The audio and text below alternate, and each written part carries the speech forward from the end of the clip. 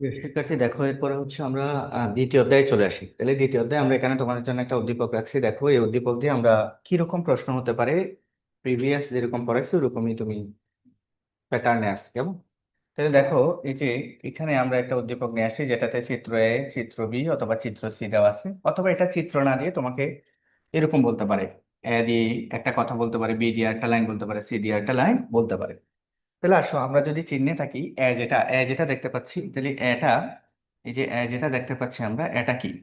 তাহলে এটা হচ্ছে, এটা একটা মাইটোকন্ড্রিয়ার চিত্র। এটা বুঝতে কারো অসুবিধা হওয়ার কথা না, এটা আমরা সবাই চিনবো। এটা মাইটোকন্ড্রিয়ার চিত্র। ঠিক একইভাবে এ হচ্ছে এখানে কোষের শক্তিঘর। তো কোষের শক্তিঘরকে তাও আমরা জানি, কোষের শক্তিঘর হচ্ছে মাইটোকন্ড্রিয়া। তাহলে যেভাবে তুমি উদ্দীপক দিবে দেখ না কেন, তুমি এটা পারবা। দ্বিতীয় কথা, বি, চিত্র বি যেটা, এটা কিসের চিত্র মনে হচ্ছে তোমার? এটা মনে হচ্ছে প্লাস্টিডের চিত্র বা ক্লোরোপ্লাস্টের চিত্র। তাহলে এটা প্লাস্টিডের চিত্র। এটা কার চিত্র? এটা হচ্ছে প্লাস্টিডের চিত্র। ঠিক একইভাবে এই যে খাদ্য উৎপাদনকারী অঙ্গাণু কোনটা বলো? খাদ্য উৎপাদনকারী অঙ্গাণু কোনটা? খাদ্য উৎপাদনকারী অঙ্গাণু হচ্ছে প্লাস্টিড বা ক্লোরোপ্লাস্ট। তাহলে খাদ্য উৎপাদনকারী অঙ্গাণু এখানে আমরা কোনটা বলবো? প্লাস্টিড।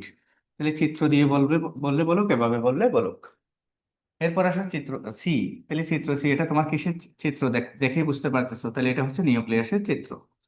তাহলে এভাবে না বলে এভাবে বলতে পারে, ক্রোমোজোম বহনকারী বা ক্রোমোজোম ধারণকারী অঙ্গাণু কোনটা কোষে? যেটা হচ্ছে তোমার নিউক্লিয়াস।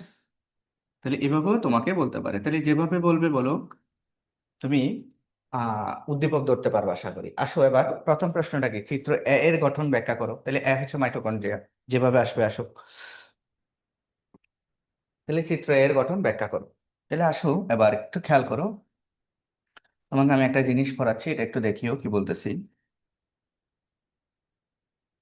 দেখো, আমরা এখানে আসলে ব্যাপারটা হচ্ছে, তোমাকে একটু ক্লিয়ার না করলে বুঝবা না, অনেকেই আবার বুঝবা না, সেই জন্য। কোষ ঝিল্লি, কোষের কোষের বাইরে যে আবরণটা থাকে সেটা হচ্ছে কোষ ঝিল্লি। তাহলে এখন একটু খেয়াল করো, এখানে তুমি সবসময় একটা জিনিস মনে রাখবা, এই কোষ ঝিল্লিটা হচ্ছে, এই কোষ ঝিল্লিটা সবসময় মনে রাখবা, এই কোষ ঝিল্লিটা হচ্ছে দ্বিস্তরী হয়। কয় স্তরী হয় স্যার? দ্বিস্তরী হয়। এখন এক নাম্বার কথা। দুই নাম্বার, সবসময় মনে রাখবা এই কোষ ঝিল্লিটা হচ্ছে, ব্যতিক্রম না থাকলে এটা সবসময় লিপিড এবং প্রোটিনের সমন্বয়ে তৈরি হয়। লিপিড ও প্রোটিনের সমন্বয়ে তৈরি হয়। তাহলে এটা হচ্ছে লিপিড ও প্রোটিনের সমন্বয়ে গঠিত, বা লিপিড ও প্রোটিন দ্বারা গঠিত। তাহলে এটা কি দ্বারা গঠিত? লিপিড এবং প্রোটিন দ্বারা গঠিত। তাহলে এই দুইটা কথা তুমি মাথায় রাখবা আপাতত, এটা তোমার লাগবে, বেসিক আকারে লাগবে। তো এটা অনেক সময় আমরা তো স্যার ভুলে যেতে পারি। দেখো, তুমি যখন এইচএসসি তুলবা, এটা তুমি খুব সুন্দর করে পড়বা। এখানে কিছু মডেল আছে, fluid mosaic model, sandwich model, এই ধরনের কিছু মডেল আছে, যেটা তোমার জন্য সহজ হয়। আমি সেরকম একটা মডেল দিয়ে তোমাকে একটু বুঝিয়ে দিচ্ছি, যাতে তোমার সব সময় মনে থাকে ব্যাপারটা, যাতে তুমি ভুলে না যাও। তাহলে এখানে আমরা দেখো, স্যান্ডউইচ যেরকম খাই আমরা, স্যান্ডউইচের দুই পাশে পাউরুটি থাকে, মাঝখানে তোমার ভেজিটেবল থাকে বা চিকেন থাকে, এরকম। তো দেখো, আমরা দুই পাশে পাউরুটি দিছি, তাহলে দুই পাশে পাউরুটির মতো কিছু অংশ দিছি, তাহলে এগুলোর নাম হচ্ছে এখানে প্রোটিন। এগুলোর নাম এখানে কি? প্রোটিন। তাহলে গেল। এরপর আসো মাঝখানে, এই যে মাঝখানে, এই যে মাঝখানে এখানে কিছু এরকম, ওই যে তোমার মাঝখানে যেমন ভেজিটেবল বা চিকেন থাকে, এখানেও সে ঠিক সেরকম কিছু অংশ থাকে। এই যে মাঝখানে কিছু এরকম অংশ থাকে, দুইটার মাঝখানে কিছু এরকম অংশ থাকে, এই যে এরকম অংশ থাকে। তাহলে এগুলাকে আমরা কি বলি আবার? এগুলাকে বলি হচ্ছে আমরা লিপিড। এগুলাকে আমরা কি বলি? লিপিড বলি। তাহলে এখন আমরা কি এখন ভুলে যাব কিনা বলো তো? তাহলে এটা লিপিড দিয়ে এবং প্রোটিন দিয়ে গঠিত, শেষ। এবার আসো, এই যে দেখো, এদিকের প্রোটিন এবং এদিকের লিপিড মিলে একটা স্তর, এদিকের প্রোটিন এবং এদিকের লিপিড মিলে একটা স্তর। তাহলে এটা একটা স্তর, এটা আরেকটা স্তর। তাহলে কয় স্তরী? দ্বিস্তরী। তাহলে আমরা কি আর বলবো কখনো? তাহলে এটা দ্বিস্তরী এবং লিপিড এবং প্রোটিন দ্বারা গঠিত, শেষ। তাহলে এটা গেল, এটা বেসিকটা আমি বললাম। কেন বললাম দেখো, যে তুমি যখন এখানে আমাদের কোষে যে অঙ্গাণুগুলো পাবা, সাইটোপ্লাজমের যে অঙ্গাণুগুলো আছে, তাহলে সেই অঙ্গাণুগুলোর মধ্যে দুই ধরনের অঙ্গাণু আছে। হ্যাঁ, একটু বেসিক গুলা ক্লিয়ার করো। দুই ধরনের অঙ্গাণু আছে। কয় ধরনের অঙ্গাণু আছে? দুই ধরনের অঙ্গাণু আছে। কি কি? একটা হচ্ছে তোমার ঝিল্লিবদ্ধ অঙ্গাণু, একটা হচ্ছে ঝিল্লিবদ্ধ অঙ্গাণু, আর একটা হচ্ছে ঝিল্লিবিহীন অঙ্গাণু। তাহলে এখানে তুমি দুই ধরনের অঙ্গাণু পাবা। এখানে তুমি কয় ধরনের অঙ্গাণু পাবা? এখানে তুমি দুই ধরনের অঙ্গাণু পাবা। তাহলে এখানে তুমি কয় ধরনের অঙ্গাণু পাবা? এখানে তুমি দুই ধরনের অঙ্গাণু পাবা। তাহলে এখানে তুমি দুই ধরনের অঙ্গাণু পাবা। কিছু অঙ্গাণু পাবা তুমি হচ্ছে ঝিল্লিবদ্ধ অঙ্গাণু, আর কিছু অঙ্গাণু পাবা হচ্ছে তুমি ঝিল্লিবিহীন অঙ্গাণু। একটু খেয়াল করো। ঝিল্লিবিহীন অঙ্গাণু। তো ঝিল্লিবদ্ধ অঙ্গাণু, তার মধ্যে তোমার কি কি আছে এগুলো আমরা সুন্দর করে মনে রাখি ছন্দ দিয়ে। তাও আমি তোমাকে ওগুলো এখন আপাতত যাচ্ছি না ওদিকে। যেমন মাইটোকন্ড্রিয়া আমাদের আজকের জন্য লাগবে, তারপর হচ্ছে তোমার প্লাস্টিড, কেমন, এই যে এগুলা, এগুলো হচ্ছে ঝিল্লিবদ্ধ অঙ্গাণু। অন্তত এই যেগুলা তুমি জানো। তাহলে এখন তুমি যেহেতু মাইটোকন্ড্রিয়া আঁকতে যাবা, তাহলে বলো তো, তুমি একটু এবার চিন্তা করো তো, আমার বেসিকটা একটু খেয়াল করো। মাইটোকন্ড্রিয়া কিরকম অঙ্গাণু? ঝিল্লিবদ্ধ অঙ্গাণু। এবার ঝিল্লি কয় স্তরী? ঝিল্লি কয় স্তরী? ঝিল্লি হচ্ছে দ্বিস্তরী। কেমন? তাহলে তুমি যখন মাইটোকন্ড্রিয়া আঁকতে যাবা, মাইটোকন্ড্রিয়ার গঠন আঁকতে যাবা, এটা আঁকতে হবে পরীক্ষায়। যখন আঁকতে যাবা তখন তোমাকে প্রথমেই সর্বপ্রথম একটা দ্বিস্তরী আবরণ এঁকে ফেলতে হবে। তাহলে এটা হচ্ছে একটা স্তর। তাহলে দেখো এটা একটা স্তর, এবং এটাতে তুমি ভিতরে আরেকটা স্তর পাবা। এই স্তরটা হচ্ছে একদম মসৃণ। তাহলে এখানে তুমি ভিতরে আরেকটা স্তর পাবা। এখানে তুমি ভিতরে আরেকটা স্তর পাবা। এই যে যে স্তরটা হচ্ছে এরকম বাঁকানো, যে স্তরটা হচ্ছে এরকম পেঁচানো, এই যে এরকম পেঁচানো। তাহলে এখানে কয়টা স্তর পাবা তুমি বলো? দুইটা স্তর পাবা। ওই যে আমি বুঝাই আসছি, কিন্তু কয়টা স্তর পাবা তুমি? দুইটা স্তর পাবা। তো স্যার আমি এত সুন্দর করে আপনি এত সুন্দর করে এঁকে ফেললেন, তুমিও পারবা, এগুলো প্র্যাকটিসের ব্যাপার। হ্যাঁ, তাহলে এখন আসো যে আমরা দুইটা জিল্লি দিলাম, তাহলে কি কি জিল্লি দিলাম দেখো। এখানে দিলাম হচ্ছে এই জিল্লিটা হচ্ছে বহিস্থ জিল্লি, এটা হচ্ছে বহিস্থ জিল্লি, একটু খেয়াল করো, এটা হচ্ছে বহিস্থ জিল্লি, এটা হচ্ছে বহিস্থ জিল্লি। তারপর এই জিল্লিটা হচ্ছে অন্তঃস্থ জিল্লি।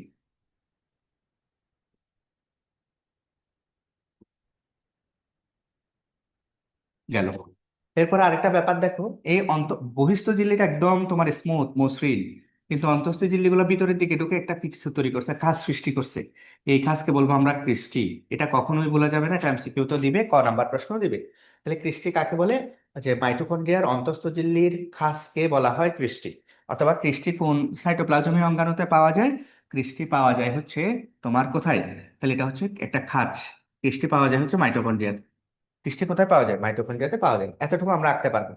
এবার আসো যে এই যে অন্তঃস্থ ঝিল্লির গায়ে, এখানে দেখো অন্তঃস্থ ঝিল্লির গায়ে এখানে এরকম বৃত্তাকার বৃত্তাকার কিছু বস্তু যুক্ত থাকে, তাইলে ওগুলা তুমি সুন্দর করে ধৈর্য ধরে দিতে হবে।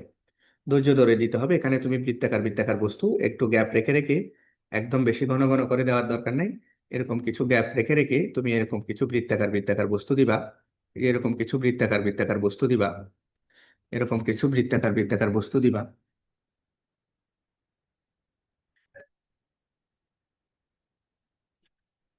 তাহলে এরকম কিছু বৃত্তাকার বৃত্তাকার বস্তু দিবা।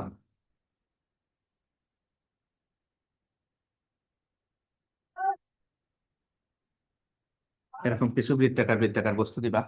এই যে আমরা দিয়ে দিলাম। আমরা আশা করি দেখতে পারতেছো এরকম কিছু বৃত্তাকার বৃত্তাকার বস্তু দেখতে পারতেছো। এখন এই বৃত্তাকার বৃত্তাকার বস্তুগুলোর নাম কি? এই বৃত্তাকার বৃত্তাকার বস্তুগুলোর নাম হচ্ছে অক্সিসুম। তাহলে বলো এই বৃত্তাকার বৃত্তাকার বস্তুগুলোর নাম কি? এই বৃত্তাকার বৃত্তাকার বস্তুগুলোর নাম হচ্ছে অক্সিসুম। তাহলে পরীক্ষায় আসবে অক্সিসুম কোন অঙ্গাণুতে পাওয়া যায়? মাইটোকন্ড্রিয়াতে পাওয়া যায়। তাহলে অক্সিসুম কাকে বলে? ক নাম্বার প্রশ্নে যদি আসে যে মাইটোকন্ড্রিয়ার অন্তঃস্থ ঝিল্লির গায়ে সজ্জিত বৃত্তাকার বস্তু সমূহকে বলা হয় অক্সিসোম। তাহলে এগুলা কি? আমি একেবারে লিখে দিচ্ছি। তাহলে এগুলো হচ্ছে কতগুলো বৃত্তাকার বস্তু। এটা একটা গেল। আরেকটা দ্বিতীয় কথা কি? আরেকটা দ্বিতীয় কথা হচ্ছে এই অক্সিসোম যেটা, অক্সিসোমের ভিতরে এই মাইটোকন্ড্রিয়া, তোমরা সবাই জানো মাইটোকন্ড্রিয়াকে কোষের শক্তিঘর বলে। মাইটোকন্ড্রিয়াকে কোষের কি বলে? শক্তিঘর। তাহলে শক্তি মানে কি? অ্যাটিপি। শক্তি মানে কি? অ্যাটিপি। অ্যাটিপি মানে হচ্ছে শক্তি। এটা আমরা সবাই জানি। আবার আসো এখানে শক্তি উৎপন্ন করে।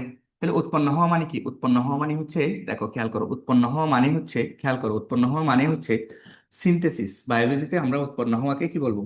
সিনথেসিস, বা উৎপন্ন হওয়ার প্রক্রিয়াকে বলবো আমরা সিনথেসিস। খেয়াল করো। তাহলে এখানে যেহেতু অ্যাটিপি তৈরি হয়, তাহলে আমরা এটাকে কি বলতে পারি? অ্যাটিপি সিনথেসিস বলতে পারি। অ্যাটিপি কি বলতে পারি? সিনথেসিস। ভালো করে খেয়াল করবে, অ্যাটিপি কি বলতে পারে? সিনথেসিস। এখন সব সময় মনে রাখবা যে কোনো এনজাইমের কোনো একটা এনজাইম কিভাবে বুঝবা তুমি? ব্যতিক্রম কিছু থাকতে পারে, তবে বেশিরভাগ ক্ষেত্রে এনজাইমের নামের শেষে একটা শব্দ যুক্ত হয়, সেটা হচ্ছে এস। এনজাইমের নামের শেষে কোন শব্দটা যুক্ত হয়? এস শব্দটা যুক্ত হয়। তাহলে শক্তি মানে এটিপি, উৎপন্ন হওয়া মানে হচ্ছে সিনথেসিস, আর এনজাইমের নামের শেষে সবসময় এস কথাটা যুক্ত হয়। তাহলে এখানে অবশ্যই বলো, এই যে এটিপি সিনথেসিসের জন্য বা এটিপি তৈরি হওয়ার জন্য কিছু এনজাইম লাগবে। সেই এনজাইমগুলোর নাম হবে এটিপি সিনথেস। দেখো সিনথেসিস না বলে আমরা লাস্টে কি বলতেছি? এস বলতেছি। এই যে এস দিয়ে বোঝাচ্ছে হচ্ছে, এই যে S, S S S E S E, এটা দিয়ে বোঝাচ্ছে হচ্ছে এনজাইম। এটা দিয়ে কি বোঝাচ্ছে? এনজাইম। তাহলে অ্যাটিপি সিনথেসিসের জন্য যে এনজাইম গুলা লাগবে, তাহলে সেই এনজাইম গুলোর নাম কি হবে বলো? অ্যাটিপি সিনথেসিসের জন্য যে এনজাইম গুলা লাগবে সেগুলোকে আমরা বলবো অ্যাটিপি সিনথেস এনজাইম। এখন তোমার প্রশ্ন হচ্ছে যে, আমার প্রশ্ন হচ্ছে যে এই যে এটিপি সিনথেস এনজাইমগুলো কোথায় থাকে? এই এটিপি সিনথেস এনজাইমগুলো অক্সিসোমে থাকে। তাহলে অক্সিসোমে উৎসেচক, উৎসেচক হচ্ছে এনজাইমের বাংলা নাম। তাহলে উৎসেচক আবদ্ধ থাকে এখানে। উৎসেচক কি থাকে? আবদ্ধ থাকে। আমি একেবারে এমসিকিউ সহ তোমাকে পড়াই দিচ্ছি। তাহলে পরীক্ষায় যদি আসে মাইটোকন্ড্রিয়ার মাইটোকন্ড্রিয়ার এটিপি সিনথেস বা মাইটোকন্ড্রিয়াতে শক্তি তৈরির উৎসেচকগুলা বা এটিপি তৈরির উৎসেচকগুলা কোথায় আবদ্ধ থাকে? অক্সিসোমে আবদ্ধ থাকে। এবং সেই উৎসেচকটার নাম কি? সেই উৎসেচকটার নাম হচ্ছে এটিপি সিনথেস। সেই উৎসেচকের নাম হচ্ছে এটিপি সিনথেস। এই যে এটিপি সিনথেস, এটা হচ্ছে উৎসেচকের নাম। বুঝতে পারছো কিনা বলো? এরপর আসো, এই যে আমরা এখানে ভিতরে কিছু, এই যে দেখো ভিতরে কিছু আমরা এখানে, এই যে এখানে ভিতরে কিছু আমরা তরল পদার্থ পাবো। এই যে এখানে আমরা কিছু তরল পদার্থ পাবো। এখানে কিছু, তুমি এভাবে সুন্দর করে পেন্সিল দিয়ে, এগুলা পেন্সিল দিয়ে আঁকবা। এভাবে করে তুমি এখানে কিছু কি দিবা? তরল পদার্থ দিবা। এরকম কিছু তরল পদার্থ দিবা। তাহলে এই তরল পদার্থগুলাকে তুমি কি বলবা? আশা করি পারো তোমরা। এই তরল পদার্থকে বলবো হচ্ছে আমরা ম্যাট্রিক্স। কি বলবো? এই তরল পদার্থকে বলবো হচ্ছে ম্যাট্রিক্স। তুমি মনে রাখবে এই শব্দের অর্থটাও তুমি আগে আগে থেকে মনে রাখবে। ম্যাট্রিক্স মানেই হচ্ছে সব সময়, ম্যাট্রিক্স মানেই হচ্ছে সব সময় তরল পদার্থ বোঝাবে। ম্যাট্রিক্স, প্লাজমা, এগুলা দিয়ে সব সময় বোঝাবে তরল পদার্থ। ম্যাট্রিক্স, তারপর হচ্ছে প্লাজমা, এগুলা দিয়ে সব সময় কি বোঝাবে? তরল পদার্থ বোঝাবে। মাথায় রাখবে এটা, তুমি মাথায় রাখবে একটু, কেমন? তাহলে এখানে ম্যাট্রিক্স গুলা থাকবে। এখানে কি থাকবে? এখানে ম্যাট্রিক্স গুলা থাকবে। শেষ। এই যে এটা গেল। এখন আরেকটা জিনিস একটু মাথায় রাখবা। তাহলে তুমি এই পাঁচটা জিনিস চিহ্নিত করতে পারলেই হয়ে গেল। আমি এখানে ব্র্যাকেটে যেগুলো লিখাইলাম এগুলো তোমার গঠনের মধ্যে লেখার দরকার নাই। এগুলো আমি এমসিকিউর জন্য লিখাই দিছি, কেমন? এটা, এই যে ম্যাট্রিক্স, যেটা ম্যাট্রিক্সে একটু মাথায় রাখবা, ম্যাট্রিক্সে দুইটা বস্তু থাকে। এখানে ডিএনএ থাকে, এখানে বৃত্তাকার ডিএনএ থাকে। বৃত্তাকার ডিএনএ অথবা শুধু ডিএনএ, তুমি আপাতত এতটুকু মনে রাখো। এবং এখানে রাইবোজোম থাকে, এখানে রাইবোজোম থাকে। এই জিনিসটা একটু মাথায় রাখিও, যে তোমার মাইটোকন্ড্রিয়া ম্যাট্রিক্সে কি থাকে? তাহলে ডিএনএ থাকে এবং রাইবোজোম থাকে, ডিএনএ থাকে এবং রাইবোজোম থাকে, এমসিকিউর জন্য। এরপর আসো, তাহলে আমাদেরকে এখানে লিখে দিতে হবে কি? আমরা এতটুকু লিখলেই হয়ে যাবে না। এখানে আমাদেরকে পরীক্ষায় আমরা এগুলো অনেক সময় লিখি না। তাহলে এটা তুমি কিসের চিত্র আঁকছো সেটা একটু বলে দিবা। এখানে তুমি চিত্র আঁকছো হচ্ছে মাইটোকন্ড্রিয়া। তাহলে চিত্র মাইটোকন্ড্রিয়া, এটা তুমি সুন্দর করে লিখে দিবে। এটাই হচ্ছে মাইটোকন্ড্রিয়ার গঠন। এখন এই মাইটোকন্ড্রিয়ার গঠনের যদি তুমি একটু বর্ণনা দিতে চাও, হালকা বর্ণনা যদি দিতে চাও, বা বর্ণনা দিতে হবে কিছু, তাহলে সেখানে আমরা কি লিখবো? তাহলে বর্ণনাগুলো একটু লিখে দিচ্ছি, একটু দেখো। তাহলে আমরা সুন্দর করে বলতেছি মাইটোকন্ড্রিয়া একটি ঝিল্লি, মাইটোকন্ড্রিয়া দেখো একটি ঝিল্লিবদ্ধ অঙ্গাণু। একটি ঝিল্লিবদ্ধ অঙ্গাণু,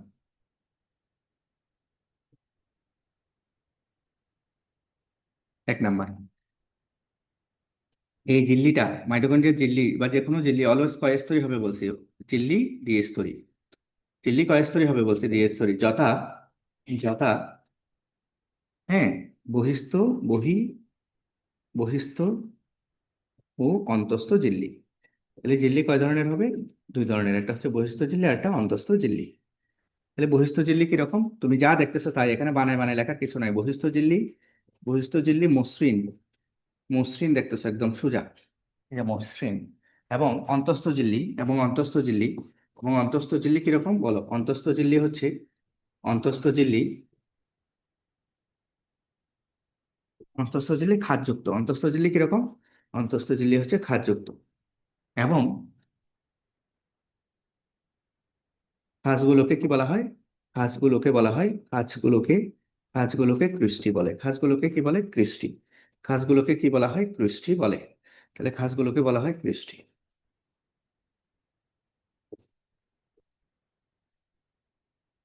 খাঁজগুলোকে আমরা কি বলবো? ক্রিস্টি বলবো। ক্লিয়ার? এবার অন্তস্থ ঝিল্লির গায়ে কি থাকে? অন্তস্থ ঝিল্লির গায়ে,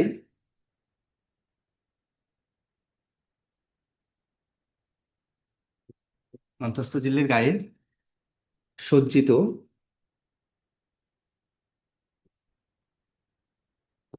বৃত্তাকার বস্তুসমূহকে অক্সিসোম বলে। এবং এখানে, এই যে অক্সিসোমে কি থাকে? এবং এখানে, এখানে এটিপি সিনথেস,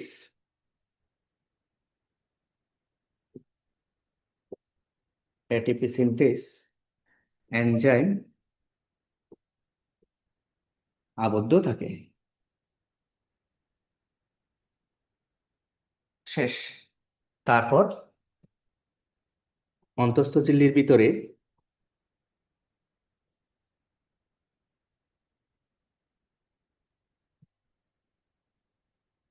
অন্তঃস্থ ঝিল্লির, এখানে লিখতেছি আমি, অন্তঃস্থ ঝিল্লির ভিতরে বৃত্তাকার, সরি, অন্তঃস্থ ঝিল্লির ভিতরে, ভিতরের তরল অংশকে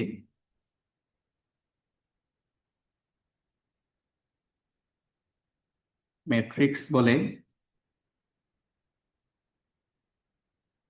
এবং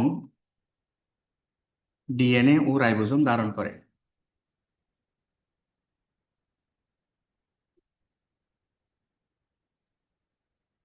ডিএনএ কি ধারণ করে স্যার?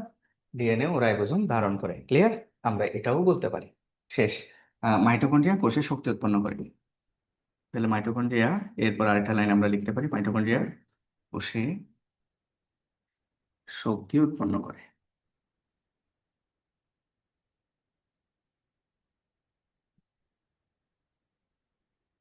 তাহলে এই যে আমরা সুন্দর করে এখান থেকে তোমার, এই যে এখান থেকে, এই যে এখান থেকে সুন্দর করে এখানে চলে আসছে, এখানে চলে এসে এই যে লাইনগুলা লিখে দিছি সুন্দর।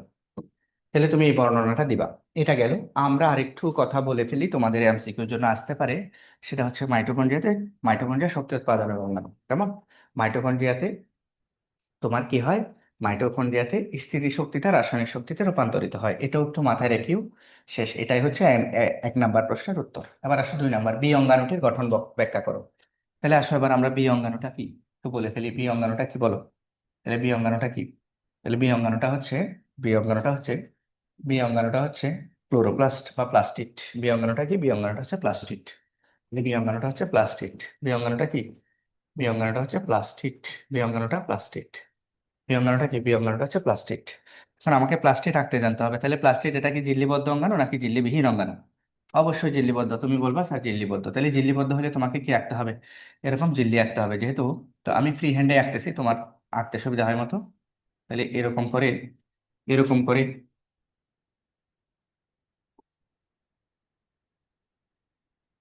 এই যে এরকম করে তুমি কি দিবা? এরকম করে হচ্ছে তুমি জিল্লি দিবা। তাহলে জিল্লি কয় স্তরে দিতে হবে তোমাকে? সুন্দর করে দিবা। জিল্লি হচ্ছে তুমি 2 স্তরে দিবা। জিল্লি কয় স্তরে দিবা? জিল্লি তুমি সুন্দর করে এভাবে করে 2 স্তরে দিবা। জিল্লি 2 স্তরে দিবা, দিলা। এখন তাহলে গেল বহিস্থ ঝিল্লি এবং অন্তঃস্থ ঝিল্লি গেল। এখানে তুমি বহিস্থ ঝিল্লি আর অন্তঃস্থ ঝিল্লি দিলে। এবার তোমাকে এখানে দেখো, এখানে কিছু বৃত্তাকার বৃত্তাকার বস্তু এভাবে দিতে হবে। এই যে দেখো, আমি বৃত্তাকার বৃত্তাকার বস্তু দিলাম, একটা দিলাম। যেমন এরকম সিঙ্গেল একটা বৃত্তাকার বস্তুকে আমরা কি বলবো জানো? এরকম একটা সিঙ্গেল বৃত্তাকার বস্তুকে, এরকম আমি সিঙ্গেল বৃত্তাকার বস্তুকে, এই যে সিঙ্গেল বৃত্তাকার বস্তুকে, এরকম যে বৃত্তাকার বস্তুকে দিছি, এরকম সিঙ্গেল সিঙ্গেল একটা বৃত্তাকার বস্তুকে আমরা বলবো থাইলাকয়েড। বলো কি বলবো? থাইলাকয়েড বলবো। এই থাইলাকয়েড গুলো আবার কি হয়? একটার উপর একটা বসে, এই যে এরকম আরেকটা থাইলাকয়েড এখানে বসলো। তাহলে দেখো তুমি একটু সুন্দর করে আঁকবা, আরেকটা থাইলাকয়েড বসলো এরকম, আরেকটা থাইলাকয়েড বসলো, এই যে এরকম আরেকটা থাইলাকয়েড বসলো, এই যে এরকম আরেকটা থাইলাকয়েড বসলো। তাহলে এরকম থাইলাকয়েড গুলো একটার উপর একটা বসে এরকম একটা স্তূপ তৈরি করে ফেলছে। তাহলে এটাকে আমরা বলি গ্রানাম। কি বলি? গ্রানাম। তাহলে ঠিক একইভাবে এখানে গ্রানাম তুমি অনেকগুলা দিবা। তাহলে এখানে আরেকটা থাইলাকয়েড বসাইছো তুমি, আরেকটা থাইলাকয়েড বসাইছো, আরেকটা থাইলাকয়েড বসাইছো। তাহলে এরকম থাইলাকয়েড গুলো একটার উপর একটা বসাবা তুমি। এই এরকম থাইলাকয়েড গুলো একটার উপর একটা বসাবা।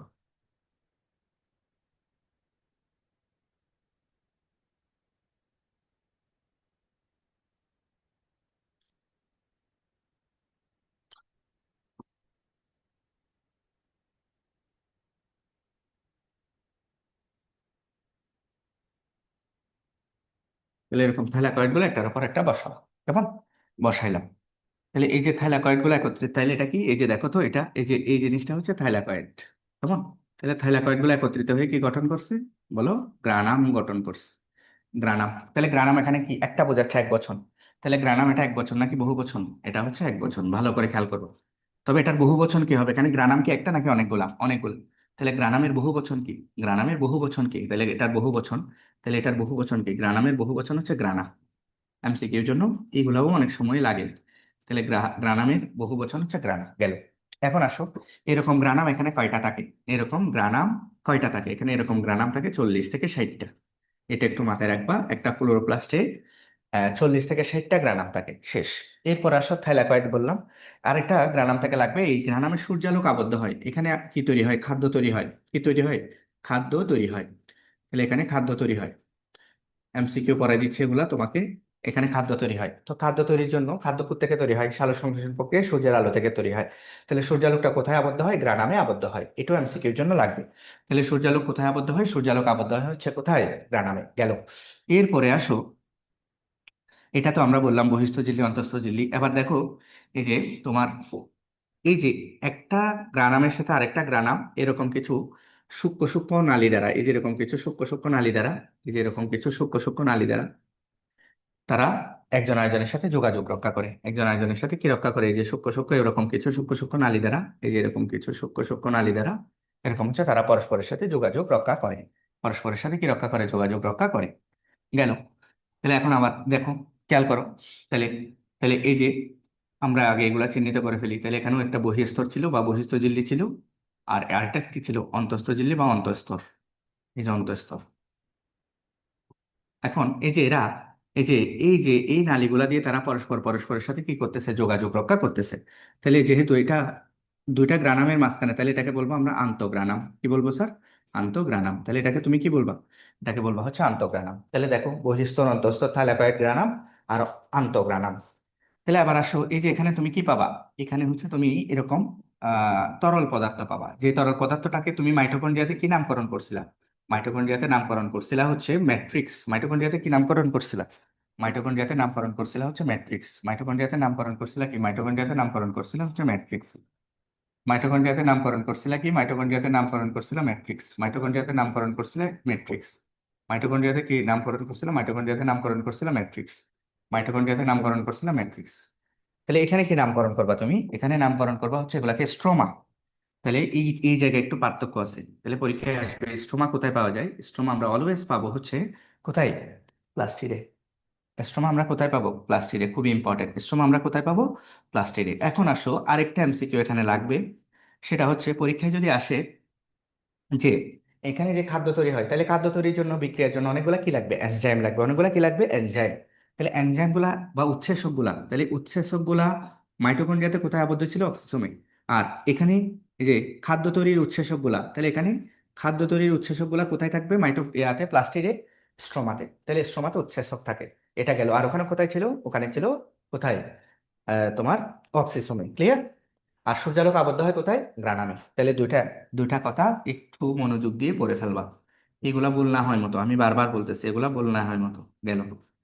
তাহলে এস্টোমা তুমি কোথায় পাবা? আবার বলতেছি, এস্টোমা পাবা হচ্ছে এখানে। তাহলে ঠিক সেম ভাবে আগের আগের মতো তোমাকে এখানে কি লিখে দিতে হবে? চিত্র। এটা কিসের চিত্র আঁকছো তুমি? প্লাস্টিডের চিত্র আঁকছো। অথবা যদি বলে ক্লোরোপ্লাস্ট, এটা সেম ভাবে তুমি ক্লোরোপ্লাস্টেরও চিত্র বলবা। যদি যদি বলে যে শুধু ক্লোরোপ্লাস্টের চিত্র আঁকতে, তখন তখনও তোমার এই চিত্রটাই তুমি আঁকবা এক কথায়। আচ্ছা, আরেকটা কথা ছিল। বলতো আমরা ম্যাট্রিক্সে কি পাইছিলাম? মাইটোকন্ড্রিয়ার ওখানে দুইটা জিনিস পাইছিলাম। এখানেও তুমি দুইটা জিনিস পাবা। একটা পাবা হচ্ছে ডিএনএ, আর একটা পাবা হচ্ছে রাইবোজোম। তাহলে এই জিনিসটাও একটু মাথায় রাখবা যে তোমার মাইটোকন্ড্রিয়ার ম্যাট্রিক্সের মধ্যে তোমার ডিএনএ রাইবোজোম থাকে, আর ক্লোরোপ্লাস্ট বা প্লাস্টিডের স্ট্রোমাতে, মানে স্ট্রোমা মানে তরল অংশ আর কি, দুইটা এটাতেও ডিএনএ এবং কি থাকে? রাইবোজোম থাকে। তাহলে এই জিনিসটা একটু মাথায় রাখবা। এখন আমরা যদি তোমাকে এটার বর্ণনা লিখে দিই, তাহলে বর্ণনাটা লিখো। তাহলে প্লাস্টিড প্রথম থেকে লিখো। প্লাস্টিড ঝিল্লিবদ্ধ অঙ্গাণু।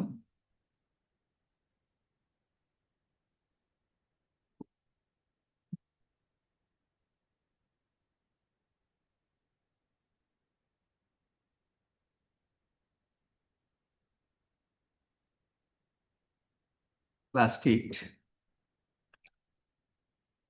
তিন প্রকার হয়। এগুলো একটু তুমি বলবা একটু। তিন প্রকার হয়। আম, যথা, একটু বলে ফেলো। সবুজ বর্ণের ক্লোরোপ্লাস্ট,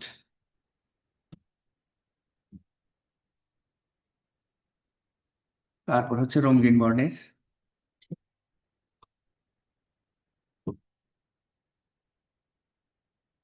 ক্রোমোপ্লাস্ট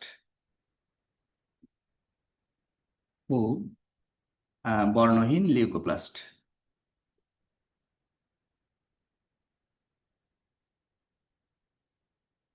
বর্ণহীন লিউকোপ্লাস্ট। শেষ। এরপরে বলতে পারি আমরা এখানে কি কি থাকে, যেমন এখানে আবরণী থাকে। তাহলে 1 নাম্বার দিয়ে আমরা এভাবে লিখতে পারি সুন্দর করে বর্ণনাটা, আবরণী থাকে। তাহলে আবরণী দ্বিস্তরী।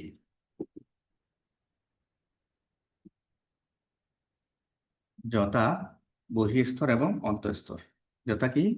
যথা হচ্ছে বহিঃস্তর এবং অন্তঃস্তর। তাহলে যথা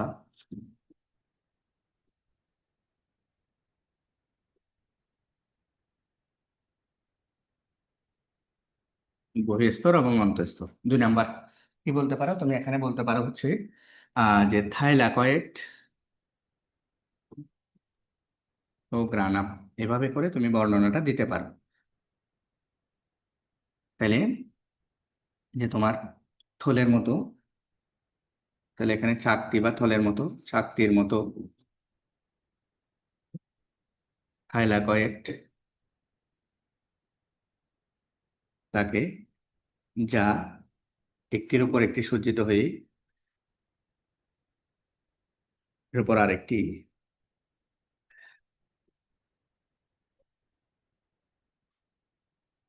সজ্জিত হয়ে গ্রানা গঠন করে। প্রতিটি প্লাস্টিডে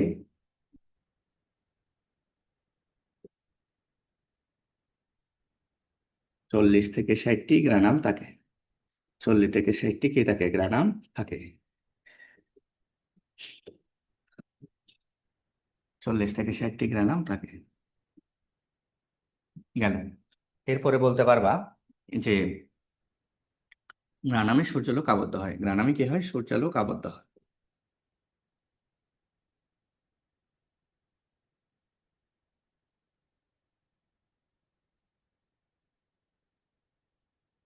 এরপর আসো 3 নাম্বারে, তুমি বলতে পারবা কি? এখানে বলতে পারবা হচ্ছে তোমার এই যে আচ্ছা, এখানে ওটাও বলতে পারবা যে গ্রানাম সমূহ, গ্রানাম সমূহ আন্তঃগ্রানাম দ্বারা যুক্ত থাকে।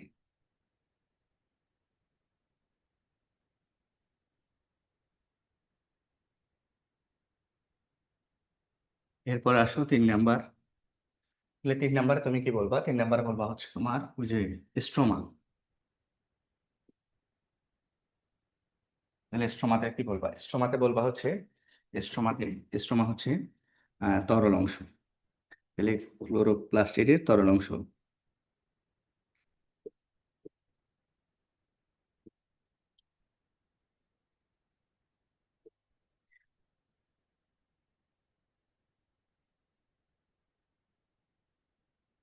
স্ট্রোমা বলে।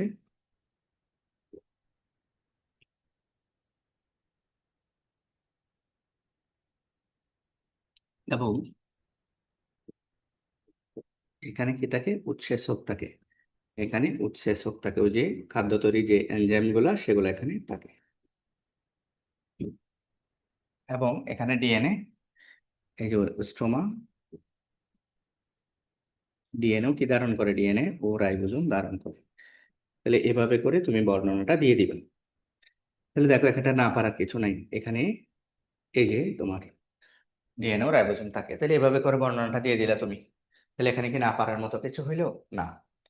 এরপরে দেখো চিত্র সি, উপসংহারটির গঠন ব্যাখ্যা করো। তাহলে আসো সিটা কি? তাহলে সিটা আমরা একটু আগেই দেখছি, সিটা হচ্ছে নিউক্লিয়াস। সিটা কি স্যার? সিটা হচ্ছে নিউক্লিয়াস। সিটা হচ্ছে নিউক্লিয়াস। তাহলে এটা হচ্ছে এক কথা নিউক্লিয়াস। নিউক্লিয়াস, তাহলে তোমাকে নিউক্লিয়াস এঁকে দেখাইতে হবে, কেমন? তাহলে আসো, নিউক্লিয়াস কিন্তু আবার সাইটোপ্লাজমিক অঙ্গাণু না, এটা মাথায় রেখেও। নিউক্লিয়াস কি না আমি বলে দিচ্ছি, তোমরা আবার মনে করবা নিউক্লিয়াস কি অঙ্গাণু না, এটা সাইটোপ্লাজমিক অঙ্গাণু না। তাহলে নিউক্লিয়াস সাইটোপ্লাজমের অংশ নয়।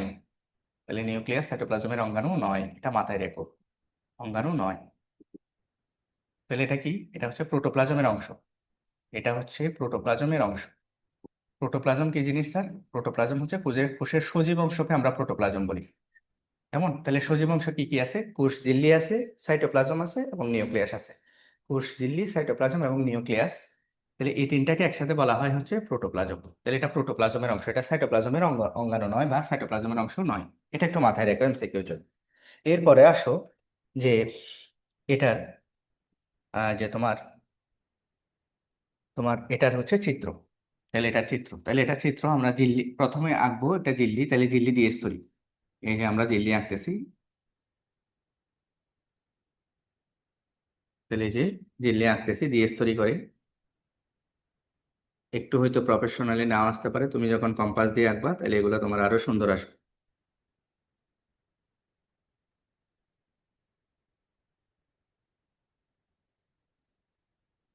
কেমন?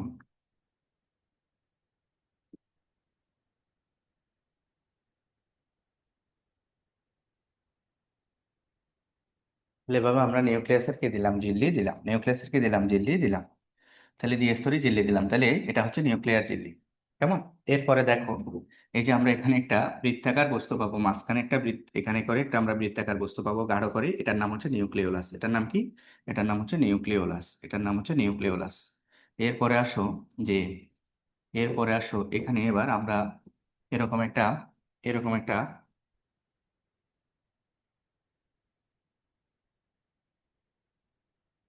এরকম একটা আমরা এখানে কি পাবো, সুতা পাবো। এরকম একটা আমরা এখানে কি পাবো, সুতা পাবো। তাহলে এটাকে বলবো, সুতার মতো এই গঠনটাকে বলবো আমরা ক্রোমাটিন তন্তু, তন্তু মানে সুতা। কেমন? এরপরে আসো, যে এখানে তুমি কি পাবা, এখানে তুমি হচ্ছে এরকম করে, এখানে তুমি হচ্ছে এরকম করে, এখানে তুমি কি পাবা, এই যে তরল পদার্থ পাবা কিছু। এই তরল পদার্থগুলোকে আমরা নিউক্লিওপ্লাজম বলবো, এই তরল পদার্থগুলোকে আমরা কি বলবো, নিউক্লিওপ্লাজম। এই তরল পদার্থগুলো তুমি পাবে, এই তরল পদার্থগুলো তুমি পাবো।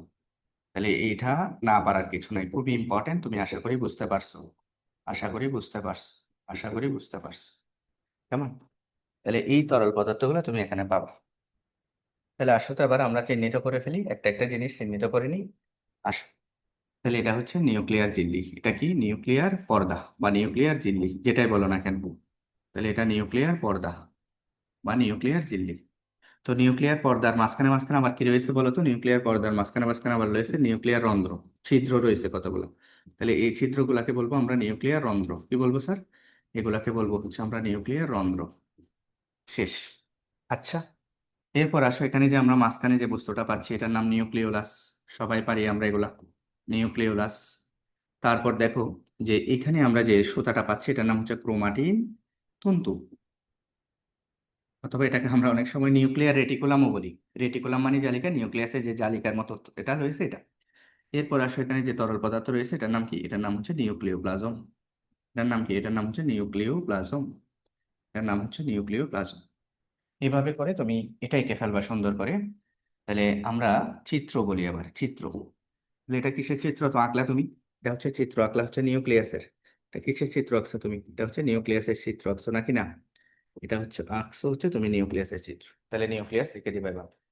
তাহলে আশা করি পারবা তুমি এভাবে করে নিউক্লিয়াসটা লিখে দিবে। কেমন? এভাবে করে নিউক্লিয়াসটা লিখে দিবে।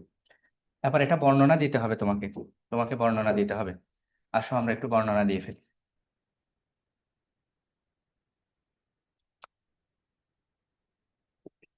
এইভাবে যদি তুমি বর্ণনা দাও, এক নম্বরে যদি তুমি বর্ণনা দিতে যাও, তাহলে বর্ণনা দিতে গেলে এক নম্বরে তুমি কি দিবা, নিউক্লিয়ার ঝিল্লি। আমরা আসলে বর্ণনা দিতে গেলে অনেকগুলা দিতে পারি, যেগুলো এমসিকিউর জন্য দরকার হবে। আমরা চাই এখানে একটু শর্ট করে ফেলবো, যেহেতু আমাদের পরীক্ষায় ফুল আনসার করে আসতে হবে। এগুলো তাড়াতাড়ি যতটুকু পারবো ততটুকু লিখবো। কেমন? নিউক্লিয়ার ঝিল্লি, তাহলে নিউক্লিয়ার ঝিল্লি হচ্ছে দ্বিস্তরী এবং কি দিয়ে নির্মিত হবে বলো, এবং লিপিড ও প্রোটিন নির্মিত, এবং কি নির্মিত, লিপিড ও কি নির্মিত বলছিলাম আমরা সব সময়, এটা কি নির্মিত হবে, লিপিড এবং প্রোটিন নির্মিত হবে। ঝিল্লি সবসময় লিপিড এবং প্রোটিন নির্মিত হবে। তারপর কি লিখবা তুমি? তারপর লিখবা হচ্ছে আহ, যে মাঝখানে নিউক্লিয়ার রন্ধ্র রয়েছে। নিউক্লিয়ার কি রয়েছে? নিউক্লিয়ার রন্ধ্র রয়েছে। এবার আরেকটু যদি বলি আমি, বলতো নিউক্লিয়ার ঝিল্লি যেটা সেটা, এটা চারপাশে কি আছে, সাইটোপ্লাজম। তাহলে এটা কি করছে, নিউক্লিয়ার ঝিল্লি যেটা সেটা সাইটোপ্লাজমকে মানে সাইটোপ্লাজম থেকে নিউক্লিয়াসের অন্যান্য অংশগুলোকে আলাদা করছে। তাহলে সাইটোপ্লাজম হতে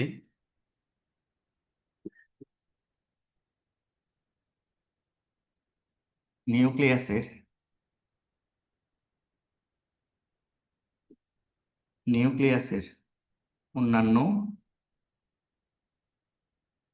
অংশকে আলাদা করে, এটা হচ্ছে সেই নিউক্লিয়ার ঝিল্লি। দ্বিতীয় আসো এবার নিউক্লিয়ার ঝিল্লির পরে নিউক্লিওলাস।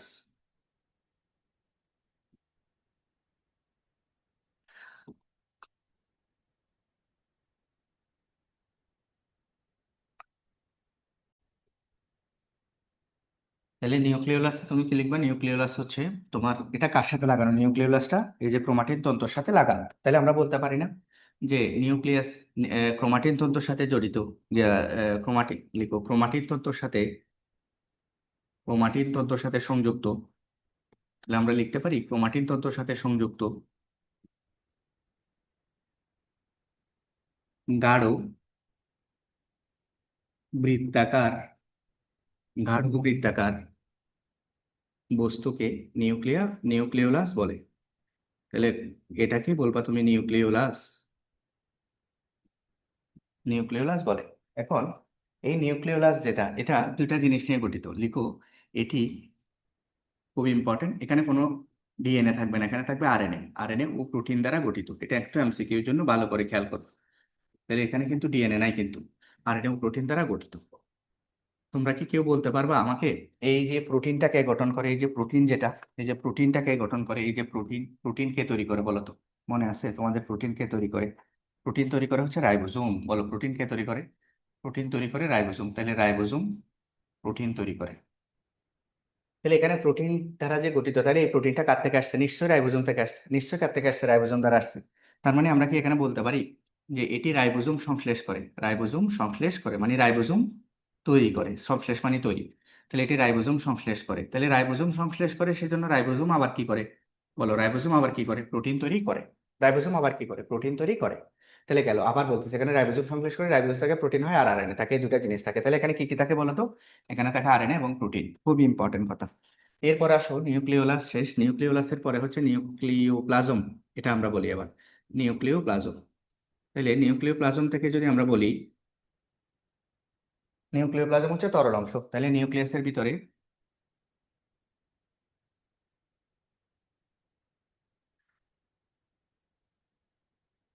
নিউক্লিওলাসের ভিতরে জেলির মতো গাঢ় তরলকে নিউক্লিওপ্লাজম বলে।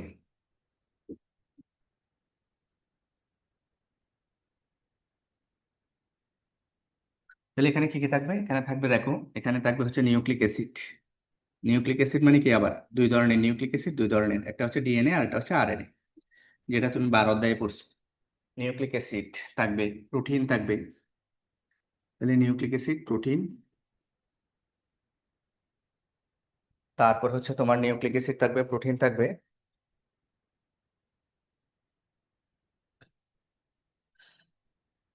বিভিন্ন এনজাইম বা উৎসেচক থাকবে, উৎসেচক থাকবে, ও খনিজ লবণ, এগুলা থাকবে।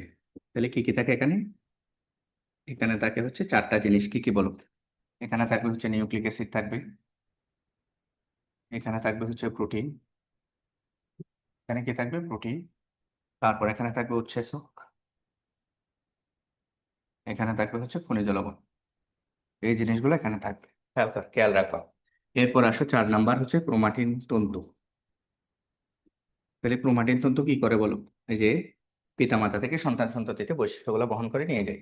তাহলে নিউক্লিয়াসের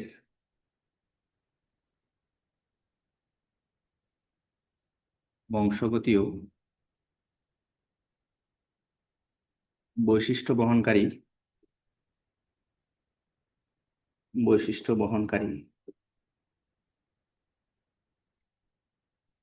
সুতার মতো অংশকে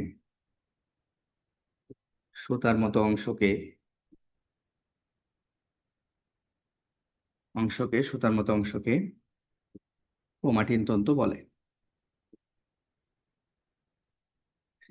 শেষ। এটা কখন দেখা যায়? এটা কোষ বিভাজনে, এটা যখন তোমার খাটো এবং মোটা হয় তখন এটা দেখা যায়। তাহলে এটা কোষ বিভাজনে জনের সময়, তাহলে কোষ বিভাজনের সময়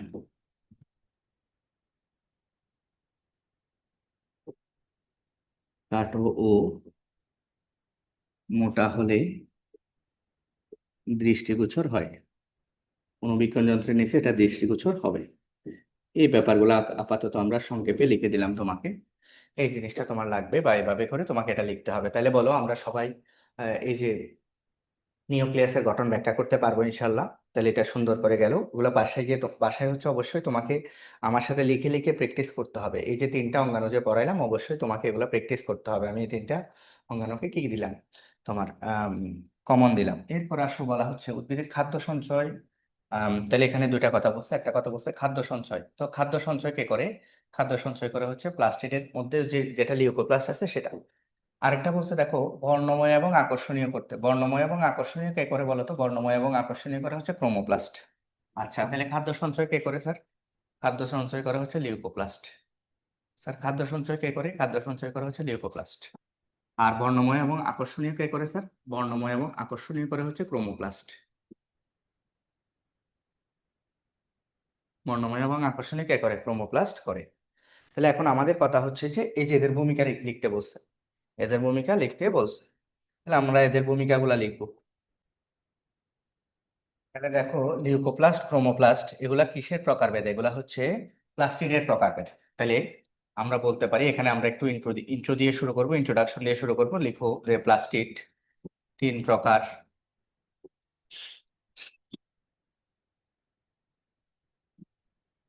তাহলে সেখানে আমরা বলবো যে ওই যে সেম কথাগুলো আমরা আবার বলবো। সবুজ বর্ণের প্লাস্টিডকে, সবুজ বর্ণার প্লাস্টিডকে ক্লোরোপ্লাস্ট বলে। তারপর বলবো হচ্ছে বর্ণের রঙিন বর্ণের প্লাস্টিডকে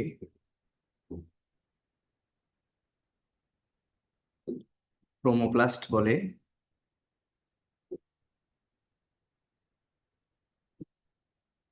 ক্রোমোপ্লাস্ট বলে। তারপর হচ্ছে বর্ণহীন, বর্ণহীন যে প্লাস্টিড আছে, বর্ণহীন যে প্লাস্টিড আছে, বর্ণহীন প্লাস্টিডকে